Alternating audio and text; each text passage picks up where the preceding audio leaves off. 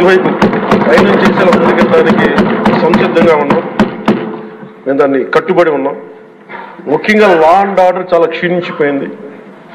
ఈ law and order విషయంలో చూస్తే సాక్షాత్తు గౌరవ ముఖ్యమంత్రి గారిని దాదాపు అకారణంగా అన్యాయంగా 53 రోజులు ఆయన్ని ఒక ఫాల్స్ కేసులు పెట్టి జైల్లో పెట్టారు. అలాగే అధ్యక్ష, మీరు కూడా గతంలో మిమ్మల్ని కూడా ఎంత వేధించారో మా అందరికీ తెలుసు, సభ్యులందరికీ తెలుసు. నేను రఘురామకృష్ణరాజు గారు కూడా ఏ స్థాయిలో అనుభవించారో అందరికి రాష్ట్రం అంతా తెలుసు.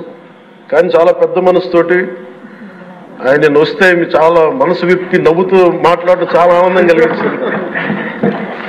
మీ నుంచి మేము నేర్చుకోవాలి. ఎంత అంటే దాడి చేసిన హాని చేసిన మీ పెద్ద మనసుకి సభాముఖం మీ అందరికీ మీకు ప్రత్యేకించి మీకు ధన్యవాదాలు చెప్తాను. మీ అందరి నుంచి మీ నుంచి స్ఫూర్తి తీసుకుంటాం. మీ నుంచి అంటే తిట్లు తిన్నా కానీ దెబ్బ తిన్నా కానీ ఎంత సహృదయతో ఉండాలనేది మీరు చూపించారు. ఇంకొక యాంగిల్లో శ్రీ నారా చంద్రబాబు నాయుడు గారు నిన్న కూడా చెప్తా ఉన్నారు, వాళ్ళు మన మీద దాడులు చేశారు కదా అని చెప్పి ఈ రోజు మనకు 164 సభ్యులు ఉన్నారని చెప్పేసి 21 మంది పార్లమెంట్ సభ్యులు ఉన్నారని చెప్పి మనం కూడా అలా చేయడం సహేతుకం కాదు. చాలా మనం యాజ్ పర్ సిస్టమే వెళ్ళాలి.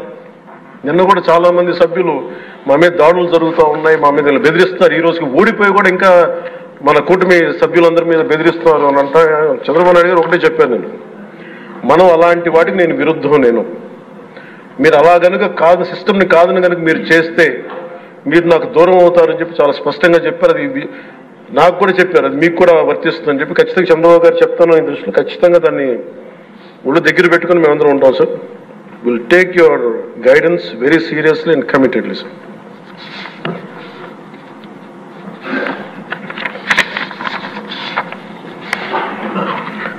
అలాగే కేంద్ర నాయకత్వం నిన్న ఈరోజు ఇందాక న్యూస్లో చూసిన అధ్యక్ష, 15,000 కోట్ల రూపాయలు మనం ఏ అమరావతి లేకుండా ఈరోజు వరకు ఇబ్బంది పడతాం, అలాంటి అమరావతికి కేంద్ర మంత్రి మన నాయకులు